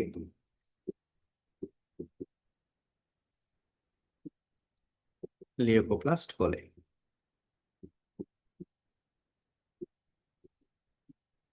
শেষ। এরপর একটু দেখো, তাহলে আমাদেরকে এখানে বলছে লিউকোপ্লাস্ট বা খাদ্য সঞ্চয়ে যেটা, সেটা ভূমিকা ব্যাখ্যা করতে বলছে। তাহলে আমরা আরেকটা হচ্ছে ক্রোমোপ্লাস্ট। তাহলে এক নাম্বার যদি আমরা এখানে ক্রোমোপ্লাস্টের ভূমিকা ব্যাখ্যা করি, তুমি এটা সুন্দর করে বলবা যে খাদ্য সঞ্চয়কারী প্লাস্টিড হচ্ছে লিউকোপ্লাস্ট, এবং বর্ণময় ও আকর্ষণীয় করতে আহ, দরকার হচ্ছে ক্রোমোপ্লাস্ট। এই লাইনটা লেখার পরে তারপর হচ্ছে তুমি এই লাইনগুলো লিখবা। প্রথমে আগে এটা লিখবা, খাদ্য সঞ্চয়কারী প্লাস্টিড লিউকোপ্লাস্ট, বর্ণময় ও আকর্ষণীয় করতে দরকার হচ্ছে ক্রোমোপ্লাস্ট। ওইটা আগে তুমি লিখে ফেলবা। তাহলে এরপরে তুমি লিখবা হচ্ছে এগুলা লিখে তারপর হচ্ছে তুমি ক্রোমোপ্লাস্ট সম্পর্কে লিখবা। তাহলে আসো, ক্রোমোপ্লাস্ট হচ্ছে রঙিন বর্ণের, রঙিন বর্ণের যথা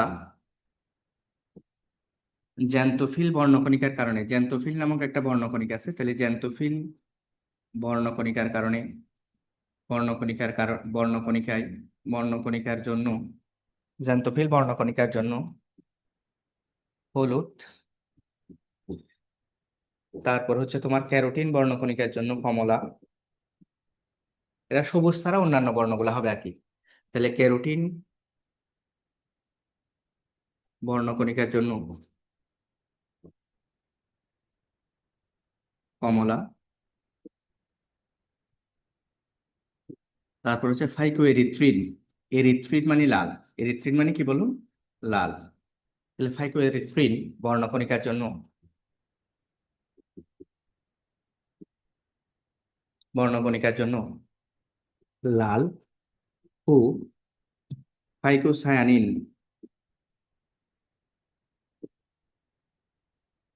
বর্ণকণিকার জন্য নীল, মণিকার জন্য নীল বর্ণ ধারণ করে। তাহলে দেখো আমি আবার বলতেছি, এখানে আমরা কয়টা বর্ণ পাবো? রঙিন বর্ণের মধ্যে চারটা। একটা পাবা হচ্ছে তুমি হলুদ, তাহলে হলুদের জন্য তোমার কোনটা? জ্যান্তোফিল। আরেকটা পাবা কমলা, কমলার জন্য পাবা ক্যারোটিন। আরেকটা পাবা হচ্ছে লাল, লাল, লাল কোনটার জন্য? ফাইকোরিথ্রিনের জন্য। আরেকটা পাবা নীল, নীল কোনটার জন্য? নীল পাবা হচ্ছে তুমি ফাইকোসায়ানিনের জন্য। নীল কিসের জন্য পাবা? ফাইকোসায়ানিনের জন্য পাবা। তাহলে এখানে সবুজ বর্ণের ছাড়া বাকি বাকি বর্ণের হবে। তাহলে এরা সবুজ বর্ণের নয়। এরা কিসের নয়? সবুজ বর্ণের নয়। এরা সবুজ বর্ণের নয়। তাহলে সবুজ বর্ণের কারা হয়? তুমি জানো। সবুজ বর্ণের হয় হচ্ছে তোমার ক্লোরোপ্লাস্ট। তাহলে গেল। এবার আসো এই যে বর্ণগুলার কারণে এগুলা কোথায় পাওয়া যায়। তাহলে ক্রোমোপ্লাস্ট লিখো, এটি ফুলের পাপড়ি বা ফুলে, হ্যাঁ, রঙিন ফুল, এভাবে লিখি আমরা রঙিন ফুল, এরা রঙিন ফুল।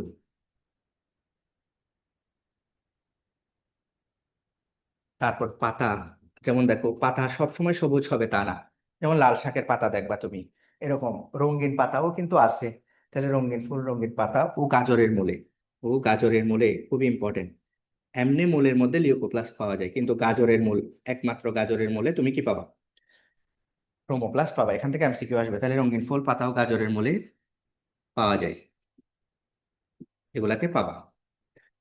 তো এখন আবার খেয়াল করো, এগুলা কি হয়, এই যে ক্রোমোপ্লাস্টের উপস্থিতির কারণে, পেলে আমরা লিখতে পারি ক্রোমোপ্লাস্টের উপস্থিতির কারণে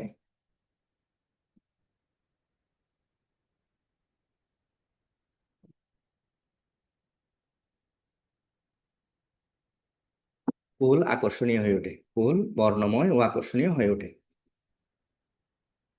একটু তোমাকে কনসেপ্ট গুলা সুন্দর করে লিখতে হবে, আকর্ষণীয় হয়,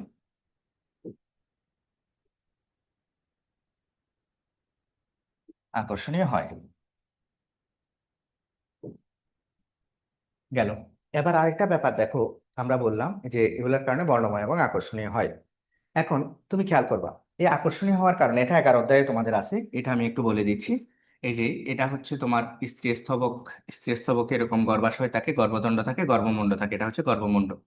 আর এটা হচ্ছে পুংস্তবক, এটা হচ্ছে তোমার পরাগধানী, পরাগধানীর ভিতর এখানে এই যে এভাবে পরাগরেণু থাকে, পরাগরেণু থাকে। তো এখন কি হয় যে এই যে তোমার, এই যে এই পরাগরেণুটা এই গর্ভমুণ্ডে আসে, এটাকে আমরা বলি পরাগায়ন।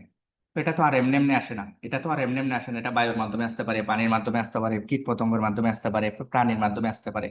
তাহলে এরা প্রাণীর মাধ্যমে বা মৌমাছি, কীট পতঙ্গ এগুলোর মাধ্যমে আসে। তো এখন এই যে প্রাণীর মাধ্যমে আসে, এই যে প্রাণী এখান থেকে বসে, একটা মৌমাছি মনে করে এখানে বসলো, সে উড়ে গিয়ে আবার এখানে বসলো। তাহলে এখানে তার গায়ে পরাগরেণুগুলা, এই যে পরাগরেণুগুলা তার গায়ে লেগে গেল, লেগে গিয়ে সেটা যখন আবার এখানে বসছে, এটাতে আবার চলে আসছে, চলে এসে এখানে কি হচ্ছে, তোমার নিষেক হচ্ছে। তাহলে পরাগায়নটা প্রাণীর মাধ্যমে এভাবে হচ্ছে। এখন আমার কথা হচ্ছে, একটা মৌমাছি তোমার মাথায় বসতেছে না, তোমার আরেকটা জায়গায় বসতেছে না, এই যে এখানে কেন বসতেছে, ফুলে কেন বসতেছে, প্রশ্ন আসতে পারে। তাহলে ফুলে বসতেছে কারণ ফুল রঙিন, সেজন্য, ফুল আকর্ষণীয় সেজন্য। আবার বলতেছি, তাহলে এখানে যে পরাগায়ন হচ্ছে কার মাধ্যমে হচ্ছে, মৌমাছি, কীট পতঙ্গ এগুলোর মাধ্যমে হচ্ছে। পরাগায়নটা কি সেটাও আমি তোমাকে ক্লিয়ার করলাম। তাহলে এগুলোর মাধ্যমে হচ্ছে। তাহলে এখন কথা হচ্ছে, মৌমাছিটা তোমার মাথায় কেন বসে নাই, এখানে কেন বসছে, কারণ এটা রঙিন, এটা আকর্ষণীয় সেই জন্য, এটা আকর্ষণীয়, এটা রঙিন সেজন্য। এখন এটা রঙিন কেন হয়েছে, due to presence of chromoplast. তাহলে এটা ক্রোমোপ্লাস্টের প্রেজেন্সের কারণে এটা হয়েছে, কথা বুঝাইতে পারছি। তাহলে এটা ক্রোমোপ্লাস্টের উপস্থিতির কারণে এটা রঙিন হয়েছে। তাহলে দেখো, ক্রোমোপ্লাস্ট না থাকলে এটা রঙিন হইতো না, রঙিন না থাকলে এখানে প্রাণীরা এসে বসতো না, প্রাণীরা না এসে বসলে এখানে কি হতো না, পরাগায়ন হতো না। কথা বুঝছো?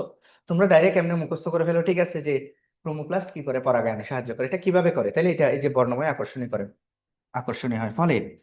তাহলে আমরা এদিকে লিখতেছি দেখো, তাহলে আমরা এগুলা মুছে দিচ্ছি, এগুলা মুছে দিচ্ছি।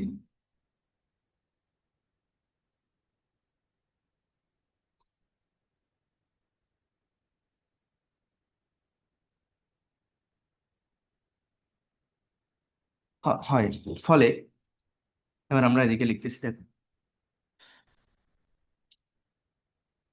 তাহলে ফলে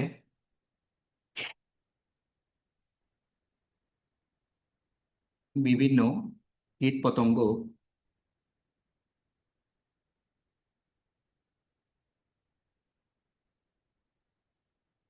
ফলে বিচরণ করে এবং পরাগায়ন ঘটায়। তাহলে এভাবে করে পরাগায়নে সাহায্য করে, কেমন? তাহলে এটা সুন্দর করে তুমি বলবা, এই যে দেখো বর্ণময় আকর্ষণী করলে এই যে এটা হবে। এরপর আসো খাদ্য সঞ্চয়। তাহলে এখন তোমাকে তাহলে আরেকটা বর্ণনা দিতে হবে, লিউকোপ্লাস্ট, লিউকোপ্লাস্টের বর্ণনা দিতে হবে নাকি না স্যার? এখন বর্ণনা দিতে হবে লিউকোপ্লাস্টের। তাহলে লিউকোপ্লাস্টের বর্ণনা দিতে হবে। তাহলে লিউকোপ্লাস্টকে বর্ণনা দিব, তাহলে আমরা তো জানি বর্ণহীন প্লাস্টিককে, বর্ণহীন, এরা হচ্ছে বর্ণহীন হয়, হ্যাঁ বর্ণহীন হয়। এখানে কোনো কি থাকে না, বর্ণকণিকা থাকে না। এখানে যেমন বর্ণকণিকা থাকে, এই যে তোমার জ্যান্থোফিল, ক্যারোটিন এরকম, তাহলে এখানে কোনো কি নেই, এখানে কোনো বর্ণকণিকা নেই। এখানে কোনো বর্ণকণিকা, বলো এখানে কোনো বর্ণকণিকা নেই। এখানে কোনো বর্ণকণিকা আছে? না, এখানে কোনো বর্ণকণিকা নেই। গেল। আর কি, যে এটি কোথায় থাকে এখন? তাহলে লিউকোপ্লাস্ট বা এটি আহ, যেখানে সূর্যের আলো পৌঁছায় না সেখানে থাকে। তাহলে যেখানে সূর্যের আলো পৌঁছায় না, যেখানে সূর্যের আলো পৌঁছায় না সেখানে থাকে। তাহলে যেখানে সূর্যের আলো পৌঁছায় না, অর্থাৎ অর্থাৎ মূল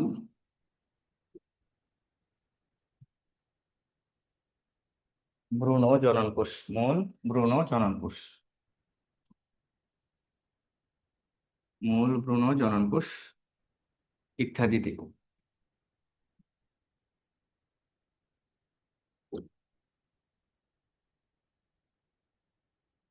ইত্যাদিতে থাকে। ক্লিয়ার?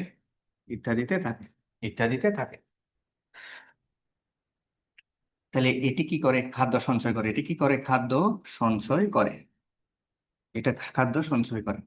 এটা হচ্ছে খাদ্য সঞ্চয় করে। খেয়াল করবা। এখন আসো, কোনো কারণে একটা মৌলের উপর বা যে কোনো একটা লিউকোপ্লাস্ট এরকম একটা অংশের উপর যদি সূর্যের আলো পড়ে, তাহলে সেটা কি হবে? ধরো, দেখবা তুমি আমাদের আহ দেখ, যেটা ধরো একটা চারা গাছ, একটা চারা গাছ তুমি বাসার ভিতর ঢুকে ফেলছো, দেখবা যে সেটা সূর্যের আলোর অভাবে পাতাগুলা কি হয়ে গেছে, বর্ণহীন হয়ে গেছে বা আস্তে আস্তে নিস্তেজ হয়ে যাচ্ছে। সেটাকে যখন আবার সূর্যের আলোতে দিবা তুমি, বা আবার যখন দেখবা যে বাইরে বের করে দিচ্ছ, তারপর পানি দিচ্ছ, দেখবা যে এটা আবার কি হয়ে যাচ্ছে, সবুজ হয়ে যাচ্ছে।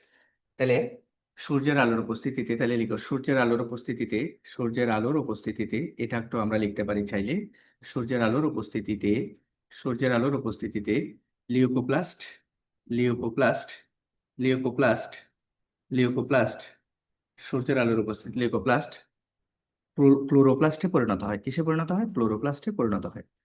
তাহলে লিউকোপ্লাস্ট ক্লোরোপ্লাস্টে পরিণত হয়।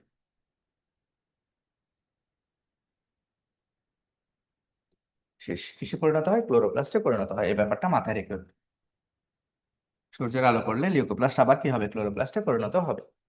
তাহলে তুমি এই প্রশ্নটা শিখে ফেললা। দেখো তাহলে, এখানে আমাদেরকে বলতেছে, এরপরের প্রশ্নে বলতেছে কি, দেখো এ অঙ্গাণু, তাহলে এ অঙ্গাণুর নাম কি? সবাই বলো। এ অঙ্গাণুর নাম হচ্ছে মাইটোকন্ড্রিয়া। এ অঙ্গাণুর নাম কি? এ অঙ্গাণুর নাম হচ্ছে মাইটোকন্ড্রিয়া। তাহলে আমরা এখানে লিখে দিছি। তাহলে এ অঙ্গাণুটা কি? এ অঙ্গাণুটা হচ্ছে মাইটোকন্ড্রিয়া। এ অঙ্গাণুটা কি? মাইটোকন্ড্রিয়া। তো মাইটোকন্ড্রিয়া কি করে?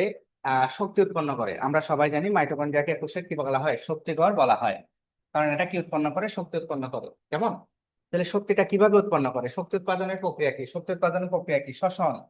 শ্বসনের কয়টা ধাপ? আমরা চতুর্থ অধ্যায়ে পড়ছি, কিন্তু শ্বসনের চারটা ধাপ। কয়টা ধাপ স্যার? চারটা ধাপ। আমরা সবাই জানি কি কি ধাপ। এক নাম্বার হচ্ছে গ্লাইকোলাইসিস, দুই নাম্বার হচ্ছে এসিটাইল কোয়ের সৃষ্টি, তারপর তিন নাম্বার হচ্ছে ক্রেবস চক্র, আর চার নাম্বার হচ্ছে ইলেকট্রন প্রবাহ তন্ত্র। তাহলে শ্বসনের কয়টা ধাপ? চারটা ধাপ। গ্লাইকোলাইসিস, এসিটাইল কোয়ের সৃষ্টি, ক্রেবস চক্র, ইলেকট্রন প্রবাহ তন্ত্র। এটা হচ্ছে সবার শ্বসনের ক্ষেত্রে বেসিক্যালি এই চারটা ধাপ। কেমন?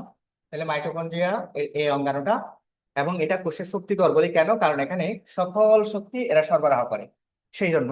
তাহলে এখন শক্তি উৎপাদনের প্রক্রিয়া কি বলো? আবার বলো। শ্বসন।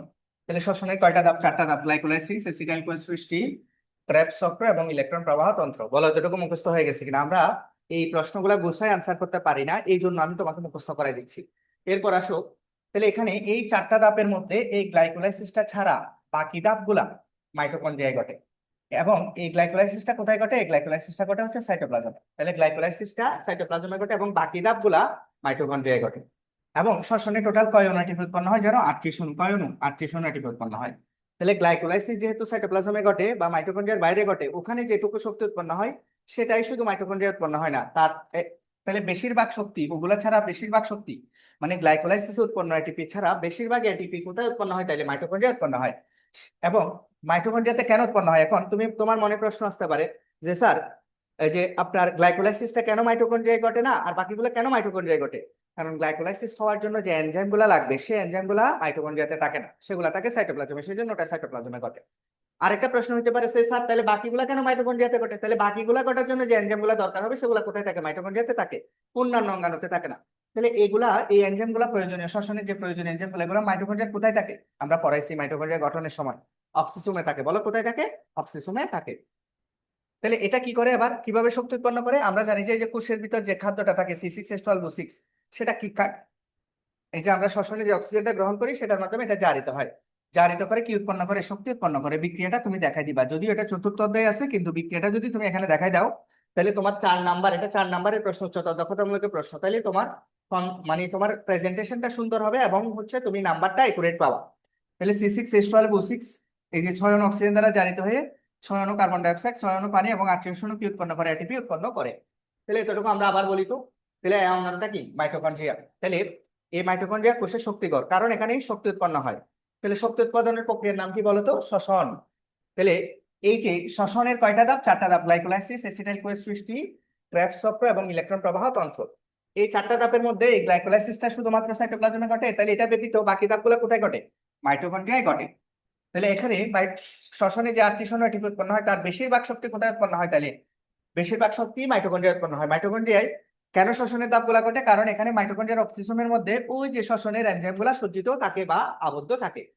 ফলে ওই যে কোষের যে C6H12O6 সেটা অক্সিজেন দ্বারা জারিত হয়ে শক্তি উৎপন্ন করে, সেটার বিক্রিয়া হচ্ছে এটা। আমরা সবাই আশা করি এটা পারবো, বিক্রিয়াটা লিখবা সবাই। এবার আসো, এভাবে শ্বসনের মাধ্যমে মাইটোকন্ড্রিয়া শক্তি উৎপন্ন করে এবং কোষের সকল কার্যাবলী নিয়ন্ত্রণ করে। শক্তি উৎপন্ন না হলে কোষের সকল বিক্রিয়া বন্ধ হয়ে যাবে, সকল কার্যাবলী বন্ধ হয়ে যাবে। তাহলে এক কথায় এই আমার প্রশ্নটা যদি জীবের শক্তির উৎপন্ন হওয়ার সাথে চিত্র এর অঙ্গাণু সম্পর্ক বিশ্লেষণ করো এটা দিছে, যদি এভাবে বলতো যে এ অঙ্গাণুর অনুপস্থিতিতে কি হবে ব্যাখ্যা করো, তখন আমরা বলতাম যে শ্বসনের মাধ্যমে মাইটোকন্ড্রিয়া শক্তি উৎপন্ন করে এবং কোষের সকল জৈবিক কার্যাবলী নিয়ন্ত্রণ করে। যদি শক্তি উৎপন্ন না হতো বা মাইটোকন্ড্রিয়া না থাকলে শ্বসন শক্তি উৎপন্ন না হতো, তাহলে কোষের সকল জৈবিক কার্যাবলী কি হয়ে যেত? বন্ধ হয়ে যেত, ফলে কোষের মৃত্যু হইতো। তাহলে এই যে এটা কি করে? কোষের মৃত্যু নিয়ন্ত্রণ করে। তাহলে এটাও গেল। এবার আসো আর দুইটা কাজ একটু এক্সট্রা মনে রাখবা, সেটা হচ্ছে মাইটোকন্ড্রিয়া কি করে? শুক্রাণু এবং ডিম্বাণু গঠনে সাহায্য করে। যেহেতু 4 নাম্বারের প্রশ্ন, তাহলে তুমি কিছু এক্সট্রা কথা লিখবা। আরেকটা হচ্ছে এটা একটা আয়নের ঘনত্ব মেনটেন করে, সেটা হচ্ছে ক্যালসিয়াম আয়নের ঘনত্ব মেনটেন করে। এই দুইটা কথা একটু এক্সট্রা করে বলার চেষ্টা করবা। তাহলে এটা বেসিক্যালি আবার বলতেছি, এই যে তোমার কিভাবে এটিপি উৎপন্ন করে শ্বসনের মাধ্যমে, শ্বসনের বিক্রিয়া সহ তুমি দেখাই দিবা, ধাপগুলা সহ বলবা, কয় অণু এটিপি উৎপন্ন হয় সব বলবা। এবং পাশাপাশি তুমি এই এটিপি উৎপন্ন না হলে কোষের মৃত্যু হইতো এটা বলবা।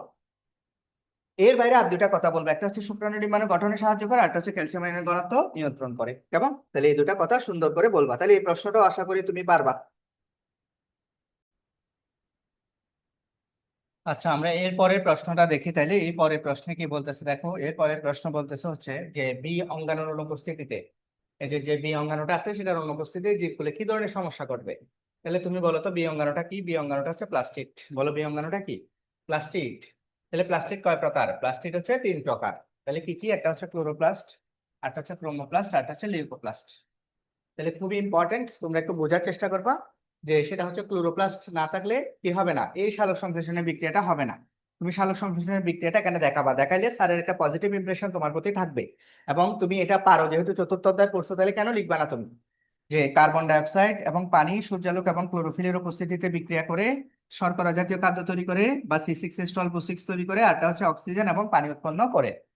এটা হচ্ছে তোমার সালোক সংশ্লেষণের বিক্রিয়া। তাহলে যদি ক্লোরোপ্লাস্ট না থাকে, তাহলে এই ক্লোরোফিলের অভাবে তো উদ্ভিদ কি করতে পারবে না? এই খাদ্যটা তৈরি করতে পারবে না। তাহলে এক কথায়, তাহলে এটার অনুপস্থিতিতে সালোক সংশ্লেষণ হবে না। সালোক সংশ্লেষণ না হলে উদ্ভিদ খাদ্য তৈরি করতে পারবে না। তাহলে এটা একটা কি গেল, মানে না ঘটলে কি সমস্যা হবে? একটা সমস্যা তুমি বললা, খাদ্য তৈরি করতে পারবে না। 2 নাম্বার, আমরা প্রাণী কোষে যেহেতু ক্লোরোপ্লাস্ট নাই, তাহলে প্রাণী কোষ কি এই সালোক সংশ্লেষণ প্রক্রিয়া খাদ্য তৈরি করতে পারে? পারে না। তাহলে আমরা খাদ্য তৈরি করতে না পারলে আমরা কিভাবে বেঁচে আছি? আমরা হচ্ছে উদ্ভিদ যে খাদ্যটা তৈরি করে সেটা প্রত্যক্ষ বা পরোক্ষভাবে গ্রহণ করে বেঁচে আছি। তার মানে তোমার যদি ক্লোরোপ্লাস্ট না থাকে, সালোক সংশ্লেষণ না হয়, উদ্ভিদ খাদ্য তৈরি করতে না পারে, তাহলে পরোক্ষভাবে প্রাণীরাও কি করতে পারবে না? খাদ্য পাবে না। তার মানে প্রাণীর খাদ্য যোগান দিতে পারবে না। তাহলে এটা 2 নাম্বার পয়েন্ট। এটা আরেকটা সমস্যা। উদ্ভিদ খাদ্য তৈরি করতে পারবে না, এটা একটা সমস্যা। প্রাণী খাদ্য যোগান দিতে পারবে না, এটা আরেকটা সমস্যা। এবার আসো, সালোক সংশ্লেষণ প্রক্রিয়া দেখো তো, কি নির্গত হচ্ছে? অক্সিজেন নির্গত হচ্ছে। কি নির্গত হচ্ছে? অক্সিজেন নির্গত হচ্ছে। তাহলে এই ক্লোরোপ্লাস্ট না থাকলে সালোক সংশ্লেষণ হবে না, সালোক সংশ্লেষণ না হলে অক্সিজেন নির্গত হবে না। তো অক্সিজেন নির্গত না হলে আমরা কি শ্বসন করতে পারবো? তাহলে এই যে সালোক সংশ্লেষণে যে অক্সিজেনটা সে বের করে দিচ্ছে, সেটাকে আমরা শ্বসন প্রক্রিয়ায় গ্রহণ করতেছি। তাহলে শ্বসন হবে না, তাহলে এটা 3 নাম্বার সমস্যা হলো। খুবই ইম্পর্টেন্ট। 4 নাম্বার কি, যে সালোক সংশ্লেষণ প্রক্রিয়ায় ক্লোরোপ্লাস্ট সালোক সংশ্লেষণ প্রক্রিয়ায় কার্বন ডাইঅক্সাইডটাকে কি করে ফেলতেছে, কাজে লাগাই ফেলতেছে, ব্যবহার করে ফেলতেছে। তো এখন যদি কোনো কারণে ক্লোরোপ্লাস্ট না থাকে, সালোক সংশ্লেষণ না হয়, তাহলে এই কার্বন ডাইঅক্সাইডটা ব্যবহার হবে না।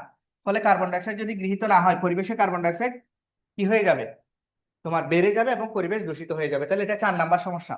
যদি সালোক সংশ্লেষণ না হয়, পরিবেশ দূষিত হয়ে যাবে। কেন? কারণ কার্বন ডাইঅক্সাইড বেড়ে যাবে সেই জন্য।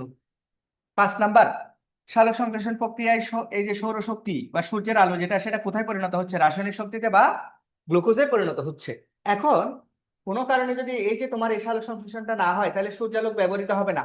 তো সূর্যালোক যদি ব্যবহৃত না হয়, সূর্যের আলো পৃথিবীকে আরো বেশি কি করে ফেলবে, উষ্ণ করে ফেলবে, বা আরো বেশি তাপ তাপমাত্রা বৃদ্ধি করে ফেলবে। তাহলে এটা 5 নাম্বার সমস্যা। তাহলে আমার মুখে মুখে বলো কয়টা সমস্যা। 1 নাম্বার হচ্ছে সালোক সংশ্লেষণ হবে না, ফলে উদ্ভিদ খাদ্য তৈরি করতে পারবে না, এটা একটা সমস্যা। 2 নাম্বার সমস্যা হচ্ছে প্রাণীরা খাদ্য পাবে না। 3 নাম্বার সমস্যা হচ্ছে এই অক্সিজেন নির্গত হবে না, ফলে প্রাণীরা শোষণ করতে পারবে না। 4 নাম্বার সমস্যা হচ্ছে কার্বন ডাইঅক্সাইডের পরিমাণ বৃদ্ধি পাবে, ফলে বিশ্বের উষ্ণতা তোমার পরিবেশ দূষিত হবে। 5 নাম্বার সমস্যা হচ্ছে সূর্যের আলো ব্যবহৃত হবে না, ফলে বিশ্বের উষ্ণায়ন কি পাবে, বৃদ্ধি পাবে। বিশ্বের উষ্ণায়ন কি পাবে, বৃদ্ধি পাবে। গেল।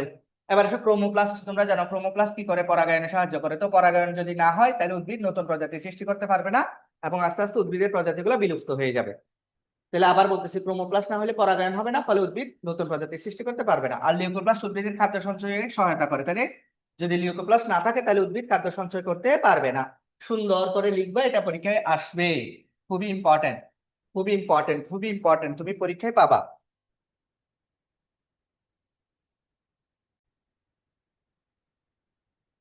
দেখো এরপরের প্রশ্ন, দেখো তাহলে এরপরের প্রশ্ন কি বলা হচ্ছে। এরপরের প্রশ্ন বলা হচ্ছে স্যার, পরের প্রশ্ন বলা হচ্ছে চিত্র এ, এক মানে হচ্ছে মাইটোকন্ড্রিয়া, বি বি মানে হচ্ছে ক্লোরোপ্লাস্ট। অঙ্গাণুকে কিভাবে শক্তি সরবরাহ করে। তাহলে আসুন, ক্লোরোপ্লাস্ট সালোক সংশ্লেষণ মাধ্যমে কোন ধরনের খাদ্য তৈরি করে, শর্করা খাদ্য তৈরি করে। এখানে সৌরশক্তি কোন শক্তিতে পরিণত হয়, আমি তো আগে বুঝাইলাম, রাসায়নিক শক্তিতে পরিণত হয়। কেমন? মানে C6H12 এ উৎপন্ন হয়, অপরদিকে ক্লোরোপ্লাস্ট উৎপন্ন। তাহলে এই যে যে রাসায়নিক শক্তিটা পরিণত হচ্ছে, তার মানে C6H12 যেটা তৈরি করছে, সেটা মাইটোকন্ড্রিয়ায় অক্সিজেন দ্বারা জারিত হয়ে অ্যাটিপি উৎপন্ন করে, যা কোষের সকল কার্যাবলী কি করে, সম্পাদন করে। তাহলে প্রথমে বলতেছি, তাহলে প্রথমে হচ্ছে এরকম। তাহলে যেটা সৌরশক্তি, যেটা সৌরশক্তি,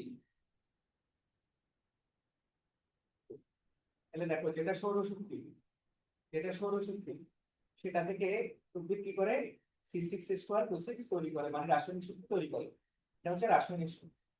আবার পরবর্তীতে এই যে পরবর্তীতে এই শক্তিটা থেকে পরবর্তীতে মাইটোকন্ড্রিয়া কি তৈরি করে, এটিপি উৎপন্ন করে। এই এটিপি হচ্ছে আমাদের কোষের সকল কার্যাবলী সম্পাদন করে। এই ব্যাপারটা বুঝে নেওয়া হবে। তাহলে সৌরশক্তি থেকে প্রথমে কি হবে, C6H12 তৈরি করবে, কে করবে, এটা প্লাস্টিক করবে। তাহলে এই ব্যাপারটা কে করবে, এই ব্যাপারটা করবে হচ্ছে প্লাস্টিক বা ক্লোরোপ্লাস্ট করবে। তারপর এই যে পরবর্তীতে রাসায়নিক শক্তিকে এটিপি তৈরি করতে কে করবে, কে, মাইটোকন্ড্রিয়া। মাইটোকন্ড্রিয়া করবে। এইভাবে করেই তোমার অঙ্গাণু দুটো শক্তি সরবরাহ করে। তাহলে এই জিনিসটা আমরা বললাম। তাহলে এরপরে কি আবার এই প্রশ্নটা একদম শেষ হয় নাই। তাহলে এরপরে আমাদেরকে কি প্রশ্ন করতে পারে, এরপরে আমাদেরকে প্রশ্ন কি করতে পারে, দেখো যে এই সাইটোপ্লাজমের অঙ্গাণু দুটি উদ্ভিদ জীবনে গুরুত্বপূর্ণ, এই দুজনের গুরুত্ব। তাহলে তুমি এটা চাইলে অনেক বড় করে লিখতে পারো। কেন? কারণ হচ্ছে আমরা, দেখো তোমাদের কি করছি এখানে, দেখো মাইটোকন্ড্রিয়ার গুরুত্ব লিখে দিচ্ছি, এটা পুরোটা তুমি লিখতে পারবা চাইলে। তো আমরা এতক্ষণ আগে এখানে যেহেতু প্রশ্ন আমরা এত বড় করতে পারবো না, সময় পাবো না, সেই জন্য আমরা এখানে সহজে বললাম যে মাইটোকন্ড্রিয়া শ্বসনের তাপসমূহ সংঘটিত হয় কোনটা ছাড়া, গ্লাইকোলাইসিস ছাড়া। বলে এখানে শক্তি উৎপন্ন হয়, তাই এটাকে বলা হয় শক্তিকর বলা হয়। এছাড়াও শুক্রাণু করতে সাহায্য করে এবং ক্যালসিয়াম ঘনত্ব নিয়ন্ত্রণ করে। তাহলে আমরা মোটামুটি এভাবে করে সংক্ষেপে আমরা মাইটোকন্ড্রিয়ার গুরুত্বটা বলে ফেললাম। এবার আসলে প্লাস্টিকের গুরুত্ব। তাহলে ক্লোরোপ্লাস্ট কি করে, সালোক সংশ্লেষণ প্রক্রিয়া খাদ্য তৈরি করে। ক্রোমোপ্লাস্ট কি করে, পরাগায়নে সাহায্য করে। আর লিউকোপ্লাস্ট কি করে, খাদ্য সঞ্চয় করে। তাহলে এই তিনটা গেল। এর বাইরে আরো কিছু কথা বলছি আমরা, দেখো। তাহলে উদ্ভিদ ক্লোরোপ্লাস্ট যে সালোক সংশ্লেষণ প্রক্রিয়া খাদ্য তৈরি করে, সেটা আবার প্রাণীর খাদ্য কি দিচ্ছে, যোগান দিচ্ছে। তারপর হচ্ছে দেখো প্রাণীর শ্বসনের ভূমিকা রাখতেছে, ওই যে অক্সিজেন যেটা ত্যাগ করতেছে, সেটা প্রাণীরা গ্রহণ করতেছে। আবার তোমার কার্বন ডাইঅক্সাইড গ্রহণ করে নিচ্ছে সালোক সংশ্লেষণ প্রক্রিয়ায়, তাহলে ফলে পরিবেশ দূষণ রোধ হচ্ছে। তারপর হচ্ছে তোমার সূর্যালোক ব্যবহার করে ফেলতেছে সালোক সংশ্লেষণ প্রক্রিয়া, সেই জন্য বিশ্ব বিশ্ব উষ্ণতা কমতেছে।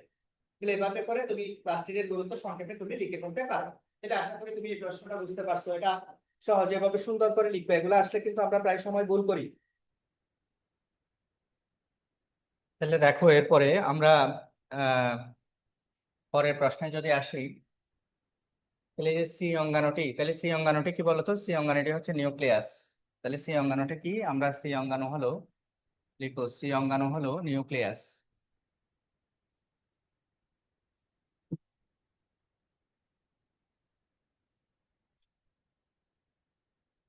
আমরা জানি হলো সি অঙ্গাণু নিউক্লিয়াস। সি অঙ্গাণু হলো নিউক্লিয়াস। কেমন বলা হচ্ছে, অঙ্গাণুটির বংশগতি উপাদান বহনকারী অংশটির গঠন ব্যাখ্যা করো। তাহলে নিউক্লিয়াসে চারটা অংশ আমরা পড়ছি। নিউক্লিয়ার পর্দা থাকে, নিউক্লিওলাস থাকে, নিউক্লিওপ্লাজম থাকে, আর একটা ক্রোমাটিন তন্তু থাকে। তাহলে এখানে বংশগতি উপাদান বহনকারী অংশ কোনটা? ক্রোমাটিন তন্তু। তাহলে তাহলে লিখো নিউক্লিয়াসের, আমরা লিখতে পারি নিউক্লিয়াসের বংশগতি উপাদান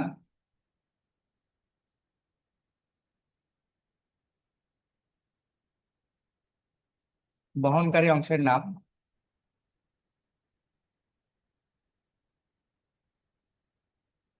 অংশ ক্রোমোজোম বা ক্রোমাটিন তন্তু।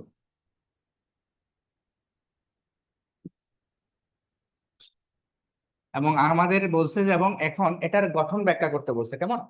তাহলে এর গঠন, এটার বেসিকটা তোমাকে একটু আগে বুঝতে হবে। বেসিকটা কি দেখো, যে আমাদের ক্রোমাটিন তন্তুটা দেখো প্রথমে এরকম থাকে, খেয়াল করো, এরকম একটা সুতার মতো পেঁচানো থাকে, তাই না? পেঁচানো থাকে। তো এখান থেকে আবার কোষ বিভাজনের একটা ধাপ আছে না, প্রোফেজ ধাপ, তোমরা নাম শুনছো না, প্রোফেজ? কোষ বিভাজনের যে প্রোফেজ ধাপটা আছে, সেই প্রোফেজ ধাপে এখানে এই যে তোমার ক্রোমোজোম, যে তোমার ইয়াতে ডোবানো থাকে, নিউক্লিওপ্লাজম বা তরলে ডোবানো থাকে, সেই তরলটা যখন বের হয়ে যায়, জল বিয়োজন যেটাকে আমরা বলি, ফলে এই ক্রোমাটিন তন্তুটা এটা তখন সংকুচিত হয়ে যায়, খাটো হয়ে যায় এবং মোটা হয়ে যায়। এটা যেরকম লম্বা সুতার মতো পেঁচানো ছিল, সেরকম আর থাকে না। যখন প্রোফেজ ধাপে যখন নিউক্লিওপ্লাজম গুলা বের হয়ে যায় বা জল বিয়োজন হয়, তখন এটা আর এরকম থাকে না। তখন এটা কিরকম হয়ে যায়? তখন কাটো এবং মোটা হয়ে যায়। তো কাটো এবং মোটা হলে তখন এটাকে এরকম দেখায়, মাঝখানে এরকম একটা নিউক্লিওলাস দেখায়, সেন্ট্রোমিয়ার দেখায়, এবং দুই পাশে এরকম দুইটা বাহু দেখায়। দুই পাশে দুইটা এরকম কি দেখায়? বাহু দেখায়। শেষ। তাহলে এটা ছিল এটা ছিল এখন, এর আগে কি ছিল? ক্রোমাটিন তন্তু। তাহলে এটা ছিল ক্রোমাটিন ফাইবার বা ক্রোমাটিন তন্তু। এটা এখন কি হয়ে গেছে? এটা এখন এরকম হয়ে গেছে, এই যে এখন কিরকম হয়ে গেছে, এই যে মাঝখানে হয়ে গেল সেন্ট্রোমিয়ার। তাহলে মাঝখানের এটা সেন্ট্রোমিয়ার, এবং দুই পাশে আমরা দুইটা কি পেয়ে গেলাম? বাহু পেয়ে গেলাম। দুই পাশে আমরা দুইটা কি পেয়ে গেলাম? বাহু পেয়ে গেলাম। শেষ। তাহলে সেন্ট্রোমিয়ার পাইলাম, দুই পাশে দুইটা বাহু পাইলাম। এটার নাম হয়ে গেল এখন কি? এটার নাম হয়ে গেল এখন ক্রোমোজোম। এটার নাম হয়ে গেল ক্রোমোজোম। তাহলে ক্রোমাটিন তন্তু যেটা ছিল, সেটার নাম এখন কি হয়ে গেল? ক্রোমোজোম হয়ে গেল। কথা বুঝছো? কিভাবে? ওই যে প্রোফেজ ধাপে জলবিয়োজনের ফলে। এবার আমরা নেক্সট ধাপে যাই। একই ধাপে কি হয় আবার, এখানে তোমার এই যে এই ক্রোমোজোমটা এরকম সেন্ট্রোমিয়ার ব্যতীত দুই ভাগে বিভক্ত হয়, লম্বালম্বি ভাবে বিভক্ত হয়। তাহলে আমরা আঁকাচ্ছি, দেখো যে বা ব্যাপারটা দেখাচ্ছি, এই যে এরকম হয়, এই যে এটা দুই ভাগে বিভক্ত হয়ে যায়। এই যে দেখো, এই অংশটা এখন আর আগের মতো নাই, দুই ভাগ হয়ে গেছে। দেখো এই যে এই জায়গায় দুই ভাগ হয়ে গেছে। তাহলে দুই ভাগ যখন হয়ে গেছে, তাহলে মাঝখানেরটা মাঝখানের মতো আছে, মাঝখানেরটা সেন্ট্রোমিয়ার, ঠিক আছে?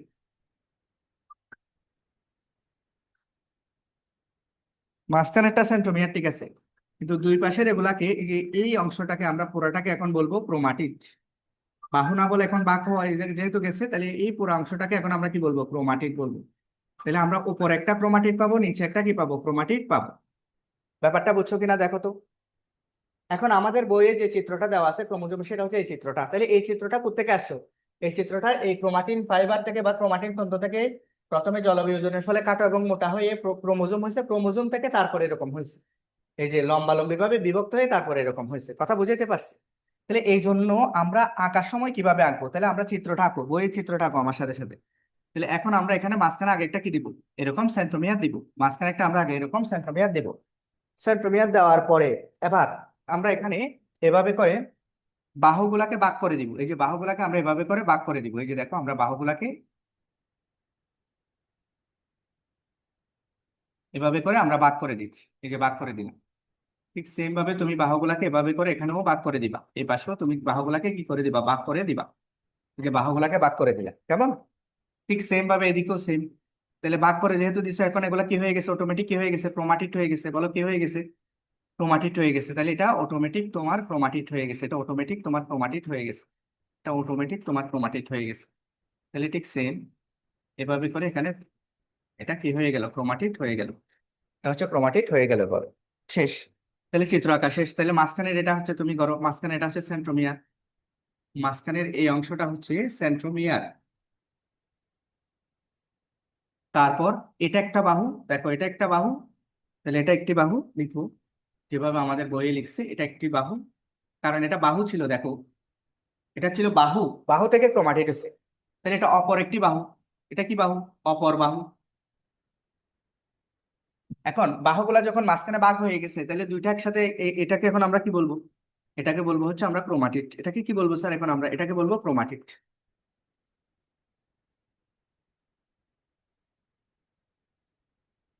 এটাকে বলবো হচ্ছে আমরা ক্রোমাটিড। ক্লিয়ার? আমার কথা বুঝাতে পারছি? এই হচ্ছে তোমার ক্রোমোজোমের গঠন।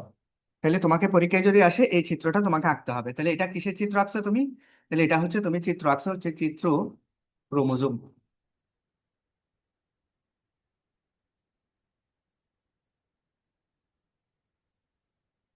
এটা হচ্ছে তুমি ক্রোমোজোমের চিত্র আঁকছো। ব্যাপারটা বুঝতে পারছো কিনা দেখো। এটা তুমি ক্রোমোজোমের চিত্র আঁকছো এভাবে করে। তাহলে এটার বর্ণনা তুমি সুন্দর করে দিতে পারবা, এটার বর্ণনা তুমি দিতে পারবা। কেমন? এটার বর্ণনা দিতে পারবা।